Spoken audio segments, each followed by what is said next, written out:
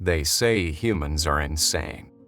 Not the dangerous kind of insane, well, not usually, but the kind that makes you stare across the diplomatic table and think, there is no way this species is still alive unless sheer stubbornness is a superpower. My name is Captain Jack Roundhouse Jackie. To friends and colleagues brave enough to risk the nickname, and I'm currently stationed as the human diplomatic liaison on Space Station Omega 7. It's not as glamorous as it sounds. On paper, I'm here to facilitate peaceful interspecies relations among the 17 sapient species currently occupying Omega 7. In practice, it's like being the kindergarten teacher at a school where the kids can file formal war declarations if snack time goes wrong. Most species think diplomacy is about careful language, formal rituals, and mutual respect. Humans? We show up with coffee, bad jokes, and a genuine desire to not get exploded. Somehow, that mix works. Maybe it's because we're unpredictable. Maybe it's because we're too stubborn to take offense. Or maybe, just maybe, it's because when a 9-foot apex predator shows up looking for a babysitter, we say, sure, do they like squeaky toys? You see, there's a reputation humans have developed over the last few decades, not for being the strongest or the smartest or the most advanced. No, our galactic claim to fame is something far weirder. We're the species that'll try to pet the unpettable. Seriously, show a human an apex predator covered in spines, dripping acid, and known for reducing armored vehicles to scrap metal, and they'll go, "Oh, look at his little murder face." And then they'll try to feed it jerky. There are stories, hundreds of them, floating around the galactic networks. Some are exaggerated, sure, but most are true. The zoologist who tamed a clutch of juvenile magnetar worms using only magnets and lullabies. The diplomat who won over a brood queen during egg-laying season by holding her antenna while she hyperventilated.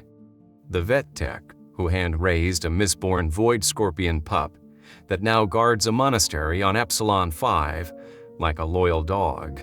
That's what we're known for. Not being fearless, but being too emotionally stupid to recognize fear the way others do. We don't just tolerate dangerous young. We love them. It started off small zookeepers, researchers, emergency aid workers being called into weird situations and somehow coming out alive, usually covered in claw marks, snot, and baby creature drool. But the galaxy noticed. The Draxnid High Brood told the story of a human intern who kept 40 of their hatchlings alive during a containment failure. The Glenari historians reference Earth's domestication of wolves as one of the great galactic mysteries, and the Torkan war clans? They show human child rearing videos as part of their command leadership training. Which brings us to me. I didn't set out to become the poster boy for humanity's insane compassion. My background's military UN peacekeeping forces, 2 tours in the Martian resource reclamation conflict, a stint in orbital rescue. I've seen the worst of humanity and the best of it. But somewhere along the line, I became the guy they call when something goes really sideways, especially if sideways involves claws, fangs, or species classified as predatory, danger class, 4 or above. My personnel file is more of a highlight reel than a resume. De-escalated a hostage crisis involving a quantum serpent and 3 diplomats by offering snacks and singing lullabies. Provided emergency care for 17 acid-spitting Venusian infants during a station quarantine. Survived extended containment with 1 particularly hostile Earth feline. Note, worst assignment to date. So yeah, I guess I've earned the title. Unofficially, I'm known as the Xeno babysitter. I'm the guy aliens trust to watch their kids, even when those kids can rip through bulkhead plating with their baby teeth. And I'll tell you something that most people don't get. It's not bravery. It's not ego. It's empathy.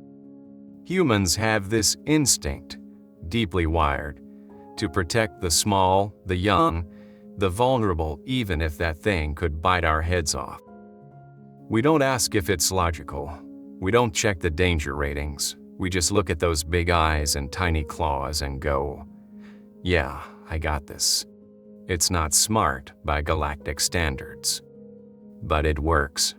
When I first arrived at Omega 7, I didn't think much of it. The station's a melting pot of trade, culture, and politics, part market, part neutral ground, part pressure cooker. My job was supposed to be boring. Attend summits. Smile for the cameras. Keep the peace when tempers flare. But pretty quickly, I learned the truth. Nobody really trusts each other out here. Too many centuries of conflict. Too much blood in the void. Except for us, for humans. Somehow, we've become the weird uncle of the galaxy, the ones who show up late, bring snacks, and accidentally solve centuries-old grudges because we offered to dog-sit someone's bioengineered murder puppy. I remember one of the station ambassadors, a towering Globan with translucent skin and 14 sensory tendrils, watching me patch up a wounded trader who'd collapsed in the corridor. "Your species," he said, his voice slow and full of awe. "You touch without fear. It's not that we don't feel fear. We just choose to act anyway. Because if there's one thing we do better than anyone else, it's showing up. We don't always know what to do, but we show up with duct tape, with protein bars, with a terrible plan and a smile. And 9 times out of 10, somehow, it's enough. So yeah, humans are weird.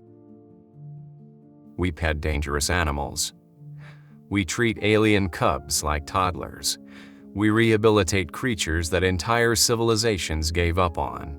We're reckless, messy, emotionally complicated, and utterly irreplaceable. Because in a galaxy full of predators, bureaucrats, and diplomats, sometimes what you really need is someone who doesn't care about the odds. Someone who says, "That baby monster, don't worry, we've got this."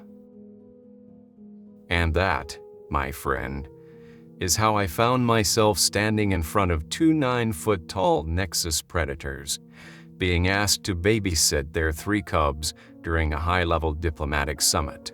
Because of course I did. Because I'm human, and that's just what we do. It was supposed to be a quiet day. Well, as quiet as it ever gets on Space Station Omega 7, which, as I've come to learn, is never really quiet. Between trade disputes, territorial negotiations, and the occasional ambassadorial food fight, don't ask about the Krelian jam incident. Peace is something we schedule in 30-minute windows, if we're lucky, but that morning started calm. I had a cup of semi-decent coffee in hand. I was skimming over the day's meeting schedule, and I had even dared to believe just for a moment that maybe, just maybe, I'd get through the day without anyone trying to eat anyone else. Then the call came through. "Captain Roundhouse," crackled the voice over comms. It was Officer Tyvik from Station Security, and he sounded like someone who'd just been told his parents were visiting unexpectedly, bringing in-laws. "We have a situation at Docking Bay 3. The, Nexus predators are here." I nearly dropped my coffee. See, in most parts of the galaxy, the phrase Nexus predators is used the same way we use natural disaster or classified threat level Omega.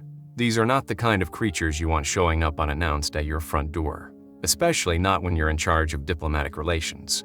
These beings are just apex predators. They're the apex predators.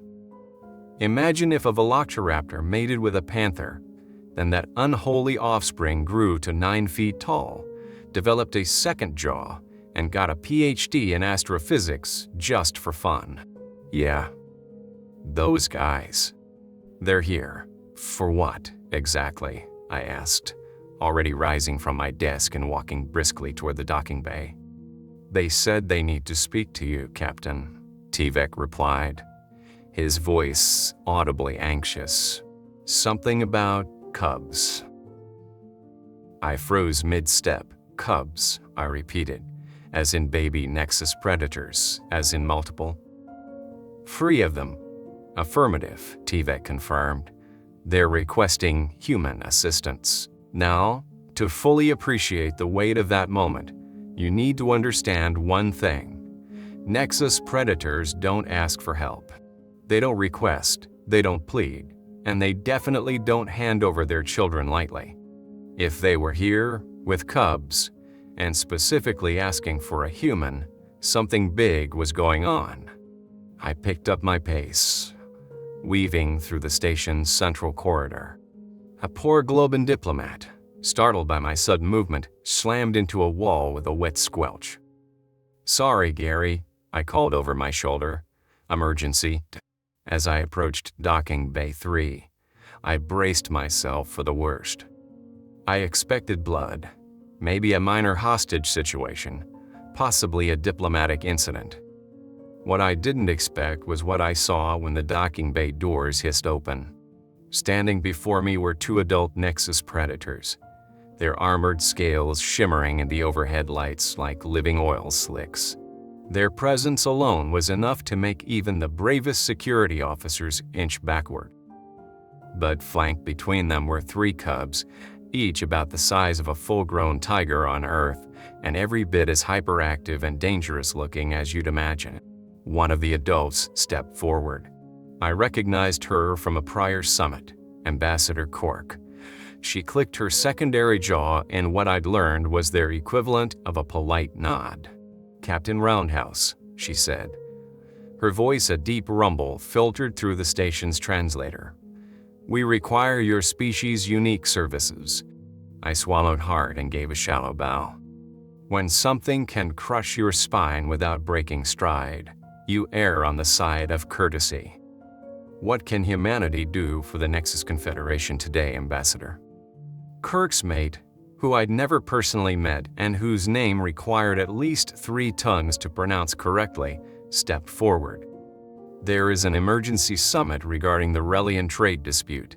All Nexus representatives are mandated to attend. We need someone to care for our offspring during this time." There was a beat of silence as the translation matrix fumbled, searching for the correct word. Then, it landed. "We need a babysitter." Behind them, onlookers from a dozen species stared at me through the thick observation windows like they were watching a slow-motion disaster unfold. I could almost hear the internal betting pools forming. How long would the humans survive? 5 minutes? 10? The cubs, oblivious to the tension, were already engaged in what looked like a full-blown wrestling match, complete with biting, slamming, and the kind of feral joy only young apex predators could exude. "You're asking me to babysit them?" I asked, incredulous. Kuruk tilted her head. "Your species is uniquely suited. You nurture dangerous offspring with care and patience. We have reviewed your historical records." Oh no. I knew exactly which records she was talking about. 3 decades ago, a human zoologist got roped into caring for a brood of Draxnid hatchlings during a diplomatic crisis. No one else was willing. The man survived 3 days with 40 venomous razor-clawed space insects, using nothing but a spray bottle, laser pointers, and sheer human stubbornness. That story had been uploaded, translated into 17 galactic languages, and circulated as both a cautionary tale and, somehow, a parenting guide. Now it was coming back to haunt me. I glanced at the cubs again. One was trying to scale the carbon fiber support beams like it was climbing Everest. Another was headbutting a control panel with growing enthusiasm. The third had already locked eyes with me and was doing the predator's version of a face. "We will provide emergency contact information, dietary restrictions, and behavioral guidelines," Kirk's mate added, as if this was a perfectly normal request. I nodded slowly. still not entirely convinced this wasn't some kind of test. "All right," I said. "I'll do it." The adults both clicked their jaws in approval. "We trust your species," Quark said simply. "Do not let them dismantle essential systems." And with that, they turned and strode off toward the summit, leaving me alone in the docking bay with 3 baby death machines and an overwhelming sense of impending doom. My comm unit buzzed. It was Bob, my assistant and resident safety manual nerd. "Jackie," he said, his voice flat. "Please tell me you did not just agree to babysit the galactic equivalent of hyperactive land sharks." "I didn't say babysit," I replied. "I said, supervise." "Oh, good," he said dryly. "For a moment I thought you'd lost your mind." "I did," I muttered, watching one cub try to chew on a floor vent. "About 5 minutes ago." The first time I heard a Nexus predator say they trusted humanity, I thought it was a joke, or a warning, or both. But there I was, standing in the middle of Recreation Module 7, while 3 tiger-sized predator cubs tore through titanium and forced toys like they were made of cardboard and starting to understand. They weren't kidding. The adults had left barely 10 minutes earlier, their sleek, obsidian-scaled forms disappearing through the secure corridor toward the summit chamber. I was alone now. Well, alone if you didn't count the 3 bundles of claws, teeth, and unfiltered chaos currently using me as a jungle gym. Kevin, the cub that had immediately claimed my shoulder as his favorite launching platform, was chewing on my comm badge with what I hoped was affection. Click Click was testing the gravity resistance of a support beam by climbing it upside down, and Snap Snap, he was headbutting the side of a maintenance droid in a clear attempt to assert dominance. "Why yes," I muttered mostly to myself. "You're asking that now," Bob said from behind me, dragging in 2 crates full of reinforced chew toys and high durability enrichment puzzles. They dropped off murder kittens and left. No waiver, no prep. Just don't let them eat the station. Classic Tuesday. I didn't answer right away. Instead, I gently reached up and tugged my badge from Kevin's mouth, giving him a bribe in the form of a salmon-flavored synth treat. His eyes lit up like he'd just been given candy. I was beginning to understand the universal language of apex predator toddlers. "Food friend." "I'm serious," I said as Kevin flopped on the floor with a happy growl. "Why do they trust us? Why not the Glonari? Or the Varn? Species that actually understand biochemistry or predator psychology." Bob paused, kneeling to set up a containment net along the eastern wall, just in case one of the cubs decided to test whether they could fly. "They do understand predator psychology," he said finally. "That's why they trust us." I gave him a look. "You've read the files," Bob continued. "You know what happened during the Draconid crisis 30 years ago.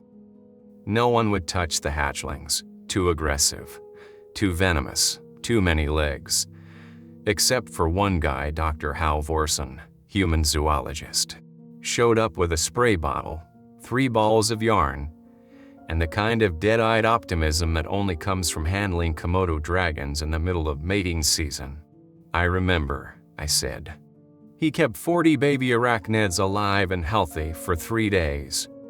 Bob nodded, while under quarantine. During a station lockdown, with 2 broken ribs. I glanced over at Kevin, who was now wrestling with Snap Snap over a chewable chunk of neutronium foam. It looked violent, but it was mostly tail smacks and low growls. Play fighting, just with slightly more risk of hull breach. Still doesn't explain why every predator species seems to think we're qualified to do this kind of thing," I said. "Oh, but it does," Bob said, tapping a few commands into his tablet. "We've got entire archives of it. Videos, reports, thousands of hours of footage of humans bottle-feeding wolf pups, cuddling lion cubs, hand-raising baby bears. Hell, We domesticated animals no other species would even consider approaching. He turned the tablet toward me. A short video played of a human gently cradling what looked like a baby ice lizard 4 feet long, fanged, and clearly venomous while singing to it. "Do you know what the Glonari call us?" Bob asked. I shook my head. "The tamer species," he said, "because we don't conquer predators. We befriend them." I sat down on one of the reinforced benches, half to think, half to get a breather. Kevin immediately tried to climb into my lap, purring like an overloaded tractor. It wasn't just that we were good at handling dangerous young. It was that we chose to, repeatedly, willingly. With a ridiculous level of optimism and persistence that most species found both baffling and terrifying. Where other civilizations saw monsters, we saw misunderstood juveniles. Where others retreated in fear, we reached out with snacks. And more than anything else, we treated young creatures, no matter the species, like they mattered. Even the scary ones. Especially the scary ones. Kirk had mentioned this when dropping off the cubs. I hadn't caught all the details, but she'd said something about humanity's peculiar instinct, how we treat anything young, even alien young, like it belongs to us, like it's ours to protect. That we extend the idea of family beyond biology, beyond culture, beyond species. I used to think that made us naive. Now I wasn't so sure. Snap Snap wandered over and dropped a toy at my feet, a hollow cube with shifting panels, one of the more advanced puzzle devices we'd borrowed from the diplomatic vault. He looked up at me expectantly. "You want help with that?" I asked. He gave a low chuff and bumped my knee with his head. I smiled and picked it up, showing him how the latches worked. Within seconds, Click Click had joined us, chirping softly. Bob looked over and raised an eyebrow. "You do realize you're running an interstellar preschool for bioengineered super predators, right?" "Yeah," I said, "and it's kinda working." For the next 30 minutes, we rotated through games, puzzles, and chase exercises that almost didn't result in structural damage. The cubs responded to tone, rhythm, repetition, standard child development patterns, just applied to a species that could bite through bulkhead. They weren't monsters. They were kids with very sharp teeth and an endless supply of curiosity. And somehow we got them. They tested boundaries, but not out of malice. They were figuring us out, seeing if we were safe, reliable, predictable. And humans, our weird, stubborn, endlessly adaptable species, were passing their test. "Don't you see?" I said to Bob, as Kevin tried, and failed, to climb into a titanium supply locker. They don't trust us because we're careful, or because we're experts. They trust us because we care. Bob looked thoughtful for a long moment. "You're not wrong," he said.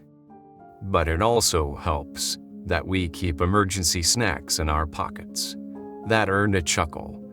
He wasn't wrong either, because at the end of the day, we don't win trust with credentials. We win it by sitting on the floor, sharing food, learning each cub's name, figuring out what makes them feel safe. We win it by showing up, by choosing empathy over fear, by acting like every terrifying little creature in the galaxy is secretly just one good cuddle away from being part of the family. And sometimes impossibly it works. Because here on Omega 7, with 3 predator cubs rolling around at my feet, the unlikeliest truth in the galaxy was becoming crystal clear. When the monsters have kids, they call us. You ever try to babysit 3 toddlers hopped up on sugar and adrenaline in a room full of fragile furniture and things that shouldn't be chewed on? Now replace those toddlers with apex predator cubs the size of jungle cats, capable of biting through civilian-grade armor, and you'll start to understand what my day was like. The moment the cubs were officially left in my care, things went downhill, or maybe sideways is more accurate. Kevin immediately launched himself off my shoulder and tried to tackle his sibling midair. Snap, snap dodged, bounced off the wall, and then shoulder-checked a cargo crate hard enough to dent it. Click, click, let out what I now know is the predator equivalent of a giggle, and joined the chaos. I turned to Bob, who'd just arrived dragging what looked like half the contents of the diplomatic gift vault. He looked around at the carnage. Deadpan. So this is happening. Oh, this is very much happening, I said, ducking as Kevin soared overhead again. Please tell me some of those toys are reinforced.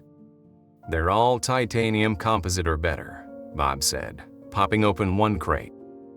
Also, I brought snacks. High-protein synth meat, flavored with salmon, krill, and, is this one labeled bacon cheeseburger? Perfect, I said, grabbing one and tossing it to Kevin mid-leap.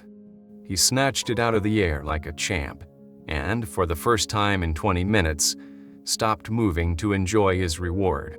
Okay, I breathed. We're learning. Bribery works. We spent the next hour transforming Recreation Module 7 into a high-security playpen. Bob and I set up containment barriers, not actual cages, because that would have offended both the predators and the station's ethics board, but enough to slow down a cub long enough for a human to catch up. We had soft zones, chew zones, climbing structures, and something that looked like a decommissioned droid graveyard repurposed into an enrichment corner. The cubs took to it like they'd been born here. They wrestled, climbed, disassembled 3 toy drones, and tried to play a game that looked suspiciously like, let's test which wall panels are weakest. It was chaotic, borderline unsafe, and louder than a shuttle takeoff, but it was working. And honestly, it didn't feel that different from a daycare back on Earth. Bob stood beside me, tablet in hand, updating safety protocols on the fly.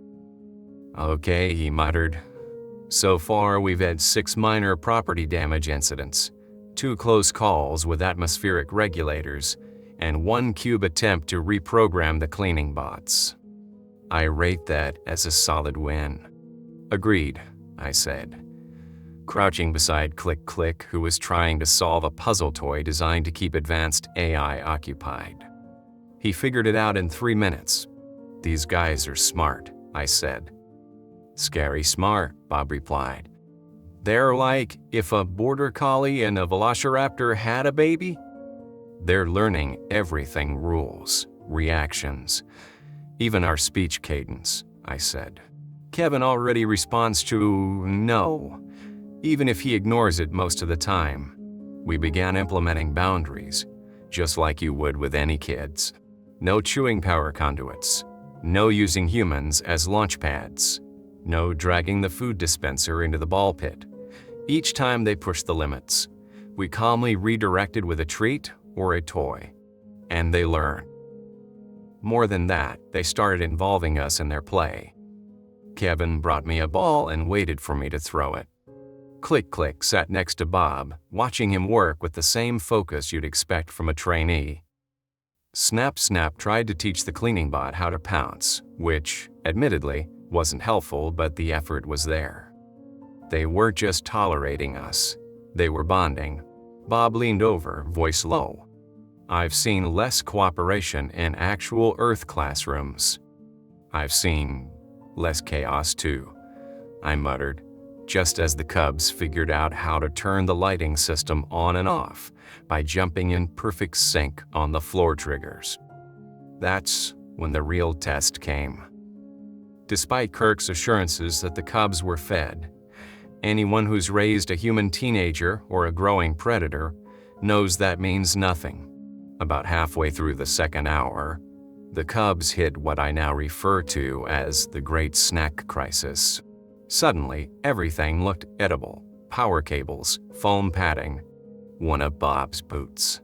No, Kevin, I said, for the 5th time, in 5 minutes, gently nudging him away from the environmental control panel. That's spicy. You'll regret it. He gave me that look, pure young predator energy, equal parts defiance and curiosity. But then he accepted the puzzle treat I offered instead, sulking adorably as he chewed. We learned quickly. Keep them full, keep them engaged, and above all, stay calm. Because the moment you panic, you become prey. Bob started noticing a pattern.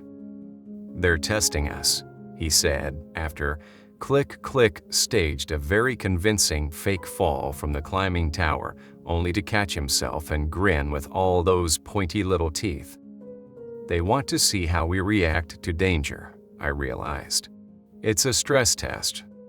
We passed. We didn't flinch. We didn't yell. We just adapted, reassured. That's when things shifted. They started including us in their pack. Kevin curled up beside me for a power nap. Snap began guarding the snack crate like it was his den. Click took it upon himself to supervise Bob, who had now rewritten the safety manual 3 times just today. "They trust us," I said aloud, and I meant it. "They do," Bob agreed. "And let's be honest, they're starting to act like us too."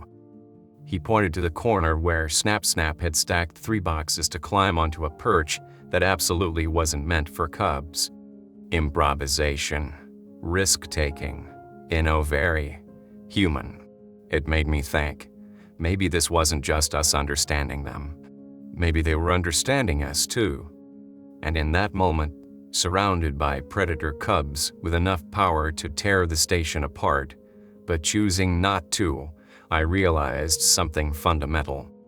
Humanity's greatest strength isn't dominance or invention. It's empathy, adaptability, the ability to look at something terrifying and go, "Okay, but what if it's just having a bad day?" We don't tame through force. We connect. We build trust over snacks and silly games. We crawl into the chaos and say, "Let's figure this out together." And even apex predators, especially apex predators, respond to that. Of course, that's when the lights flickered. Gravity surged, the containment field shut down, and all 3 cubs turned toward the nearest open hatch with the kind of excited focus that said, "Oh, adventure." Bob's eyes went wide. "Jackie, please tell me that wasn't." I was already moving. "Containment breach," I called over my shoulder. "Let's go babysit the apocalypse." The first sign that something was wrong came with a flicker. The lights dimmed for half a second, not long enough to trigger alarms, but long enough for me and Bob to make eye contact. Then came the second flicker. Then the artificial gravity hiccuped. The floor shifted like a wave passed through it. Kevin stumbled, growled in surprise, then immediately decided it was part of a game. Click, howled joyfully, bounding toward the far hatch, claws skittering across the titanium tiles. And then the containment field died. Just shut off. No warning. 1 second it was humming quietly, keeping the cubs inside the secure area, and the next dead silence and an open path to the station's main corridor. Bob's tablet lit up like a Christmas tree. "We've got a systems crash across modules 6 through 9. Emergency power is rerouting, but the fail-safes are offline," I finished. Because of course they are. I didn't have time to curse. All 3 cubs were moving fast, not panicked, focused, like something had grabbed their attention. Kevin paused at the open hatch, sniffed the air, and let out a low, questioning chirp. Then he bolted. "Kevin," I shouted, but he was already gone. Snap, and click followed without hesitation, shoulder checking the door frame as they went. And just like that, my predator playgroup became a search and rescue mission.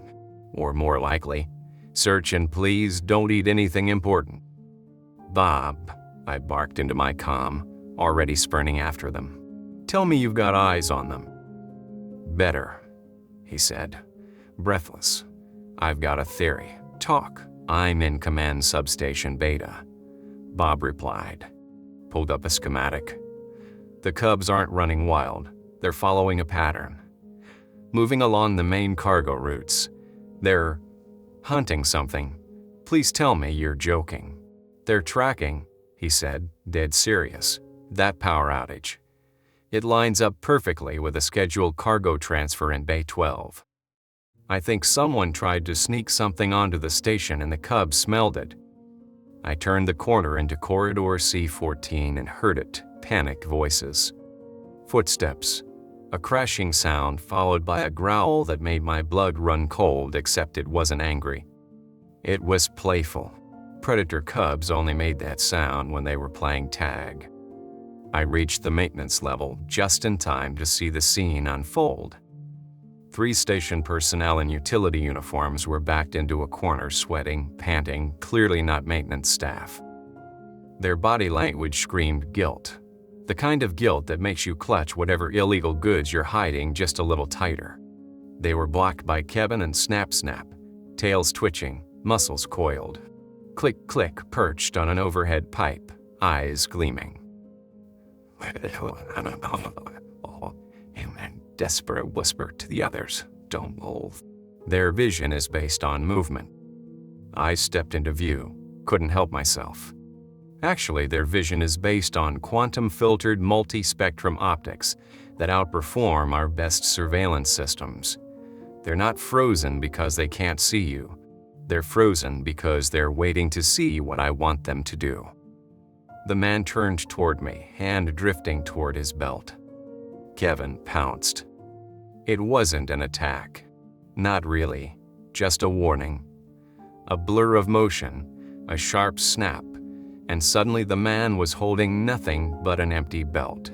His sidearm was gone, cleanly removed, along with a portion of his jacket, and clattered to the floor in pieces. Fun fact, I said, walking slowly toward them. Nexus Cubs are more precise than adults. An adult would have taken the whole arm. All right. The second smuggler shouted, throwing his hands in the air. We give up. I thumbed my comm unit. Security, we've got 3 suspects in Corridor C14. Bring restraints and some treats. The Cubs earned them. As we waited for backup, I watched the Cubs hold formation. It was textbook. Kevin stayed forward, growling low but not lunging. Snap Snap circled, cutting off escape routes. Click Click kept his perch, tail flicking like a metronome. They weren't just acting on instinct. They were coordinating. You trained them for this, one of the smugglers asked, eyes wide with fear. I shrugged. They trained themselves. I just gave them the space to figure out what they're good at. Click Click dropped down beside me, nuzzled my side. Then, he returned to formation, like this was all part of the game. By the time security arrived, the Cubs were calm, collected, and let's be honest, looking a little smug. You ever consider recruiting these guys for the security team? Officer Tyvak asked, as he secured the smugglers. Don't tempt me, I said, scratching behind Kevin's earplates. Back at the command deck, we reviewed the surveillance footage. There it was, clear as day. The Cubs identifying the scent trail, following it. Blocking exits, disabling threats with minimal force. It was both adorable and terrifying. Station Security Chief Martinez watched in silence, arms crossed. Then she turned to the Nexus ambassador. I'd like to discuss an exchange program, she said. Security training, formal curriculum, humans as handlers. Kirk's mate tilted his head. You wish to train our offspring as law enforcement? With human support, Martinez confirmed. Think of it as an internship. The Cubs lined up as if on cue, posing, wagging tails, looking like they just saved the galaxy and wanted a sticker for it. The room fell quiet. Croc let out a thoughtful click of her secondary jaw. It is unconventional. she said, "but not unwise. Your species has already proven its instincts toward young, even dangerous ones." I leaned forward. "Let's formalize it. Not just babysitting, not just security, a full educational program, interstellar childcare for high-risk species. Humanity can do this. We want to do this." Martinez smiled slowly. The galactic community would pay handsomely for that kind of service. And, I added, we'd finally have an answer to the age-old question. What do you do with a hyper-intelligent, partially armored cub that thinks fusion cores are chew toys? By the end of the day, a draft charter had been written. Space Station Omega-7 would become home to the Galactic Institute for Advanced Juvenile Development. Unofficial name, the Extreme Cubs Daycare. I couldn't help it, I laughed, out loud. Because this was exactly how humanity carved out its place in the galaxy, by looking at the most unmanageable, dangerous kids in the universe, and offering them a ball pit, a snack, and someone who genuinely believed they could be more than what people feared. The smugglers, now in custody, reportedly loved the idea, especially after learning their pint-sized captors would be making regular visits to the station's security wing. As I walked the cubs back to their parents, Click-Click glanced over his shoulder and gave me that head tilt I'd learned to recognize. "You're one of us now." And honestly, I was proud to be. Most people think babysitting apex predator cubs is the scary part. It's not.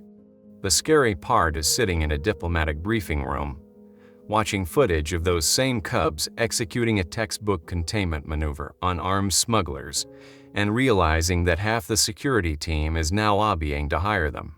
The video was still playing on the main screen when Station Director Chen walked in. She took one look at the scene, 3 cubs circling suspects like a tactical unit, tails twitching in sync and stopped cold. "Captain Roundhouse," she said, in that calm, paper-thin voice people use when trying not to lose their minds. "Why do I have 17 species demanding we establish a permanent childcare facility for apex predator offspring?" I opened my mouth to answer, but Bob beat me to it.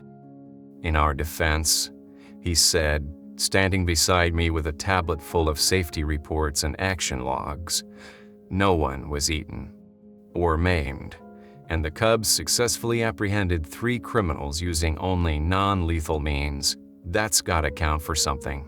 Chen didn't say anything. She just looked at the screen again. On it, Click-Click was demonstrating what could only be described as a perfect perimeter sweep. He paused at every corridor intersection, sniffed, scanned, moved. Snap, snap, watched the suspects, tail held high in alert posture, while Kevin casually disarmed a smuggler with the same energy a human kid might use to open a snack bag. Next to me, Quirk, the Nexus Predator ambassador, and one of the cubs' parents clicked her secondary jaw in what I hoped was amusement. "So," she said, her voice thoughtful, "our young not only escaped containment but also identified and apprehended a criminal threat to this station. In our defense," I said again, "they showed excellent judgment and restraint. No one was seriously harmed, and they even cataloged safety violations on the way." Kirk's mate, standing beside her, let out a rumbling sound that might have been laughter. "They get that from their mother's side," he said. Chen pinched the bridge of her nose. "Let me get this straight. You're proposing that we turn Omega-7, a neutral diplomatic zone, into a daycare for the galaxy's most dangerous juveniles." "Not just a daycare," I said quickly. "An educational facility. A training center. A development institute." Bob leaned in. "With optional security internships." Optional, I emphasized, though from the gleam in Snap's eyes, it was clear he already had a career path in mind. The cubs, standing at attention in front of their parents, looked like tiny soldiers who'd rolled in a pile of chewing gum and dirt. Their armor plates were scuffed. Their claws still had grease on them from the maintenance tunnels.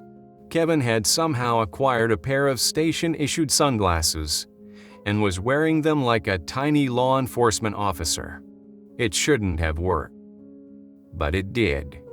"Director Chen," I said, stepping forward, "we all know humanity doesn't have the most advanced tech, or the biggest ships, or the deepest coffers, but we do have one thing no other species seems to match: an instinct to protect, teach, and connect with the dangerous." She didn't respond right away. Just watched as the cubs performed a synchronized safe room clearing maneuver taught to them, as far as I could tell by watching station security drills on the public monitors. "If we do this," she said finally, "there will be oversight, protocols, legal structures. We'll need a charter, a curriculum, and an interspecies liability clause longer than a Martian tax code." Bob tapped his tablet. Already started drafting it. Kirk's mate turned to her. "Your people domesticated wolves," he said. "Ours do not domesticate easily, but they follow those they trust." Chen stared at the cubs.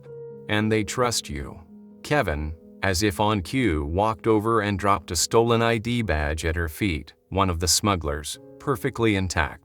She picked it up slowly. "I'm going to need a drink," she muttered. By the end of the day, we had what passed for an agreement. Omega-7 would host a pilot program, an interspecies juvenile development initiative focused on high-risk youth from apex-class species. Human handlers would oversee enrichment, social training, and, where appropriate, early-stage security work. The working name? The Galactic Institute for Advanced Juvenile Development. The name didn't stick.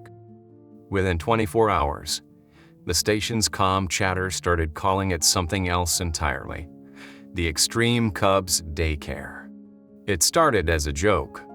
Then someone made a logo. Then someone made t-shirts. Now it's official.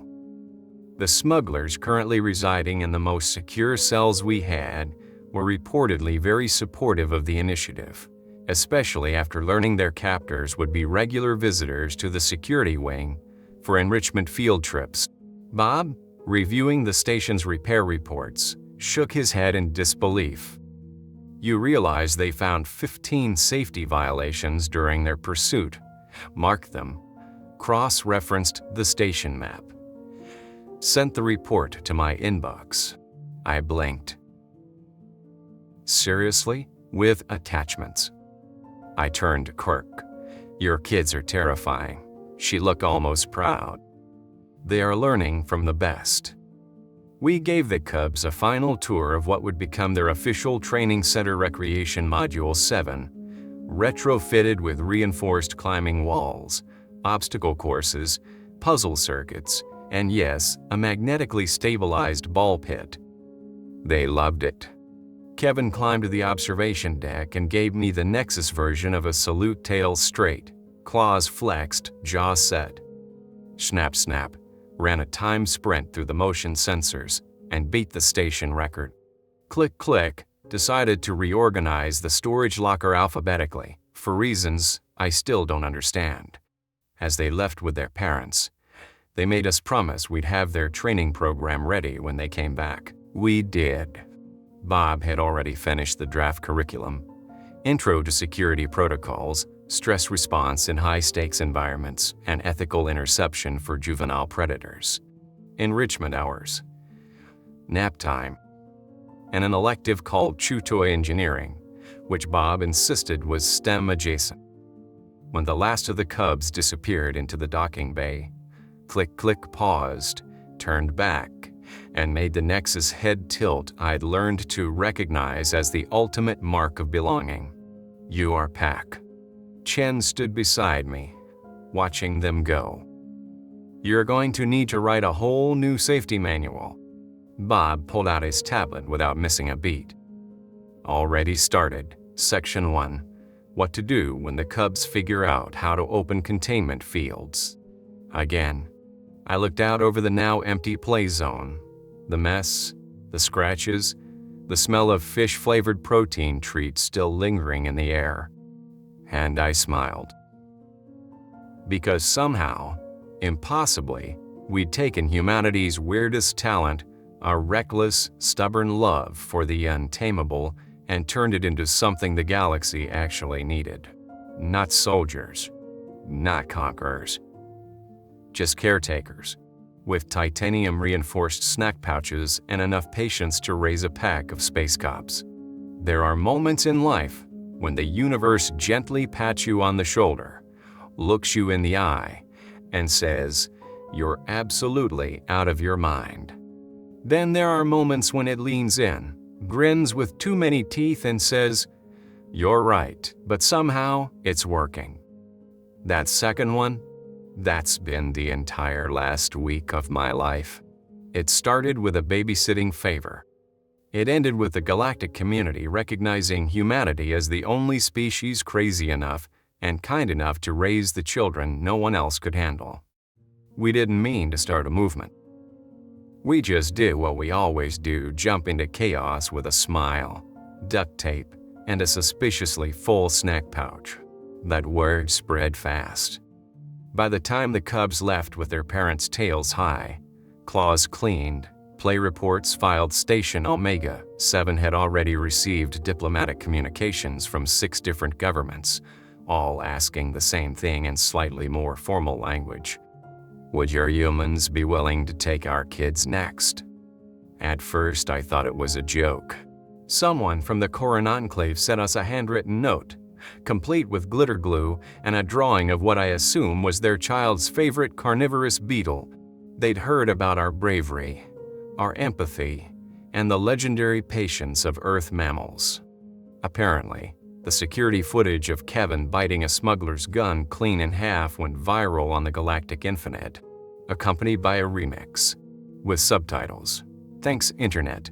But buried beneath the humor and the memes was a growing sense of something real, something important, something we weren't ready for, but had somehow earned. The realization that humanity had found its place in the galactic ecosystem, not as conquerors, not as diplomats, not even as scientists, but as the ones who look at the most dangerous creatures in the universe and go, "Who's a good boy?" You are. Yes, you are. I know how that sounds. Trust me, I do. We're still the species that invented atomic bombs, cut down rainforests, and turned potato chips into a major food group. We're not perfect, but we're complicated. And that complication, that stubborn mix of courage, compassion, and complete disregard for sensible boundaries, turns out that's exactly what the galaxy needed. After the cubs left, I found myself sitting in my office, if you could call it that, with my boots up on the table, sipping reheated coffee and staring at the official letter from the Galactic Council. It wasn't long, just a single page, but the title said everything. Proposal for the establishment of the human-led Interstellar Youth Development Corps. They weren't just asking us to babysit anymore. They wanted to network stations, facilities, programs, a full curriculum, staff, trainers, specialists, security clearance, medical oversight, psychological support, all centered around the idea that humans, uniquely, could care for the young of dangerous species in a way no one else could. Bob walked in, balancing a tray of protein snacks and 6 files marked urgent. He glanced at the letter. "Still reading that, still processing it," I said. He set the tray down and flopped into the chair across from me. "You know, when I took this job, I thought I'd be spending my time monitoring oxygen levels and making sure nobody left the reactor panel unlocked. Instead, you've been chased by cubs, rewritten the station's safety manual 4 times, and personally designed a curriculum module titled, 'What Not to Bite.'" He grinned, and I've never been prouder. We weren't alone for long.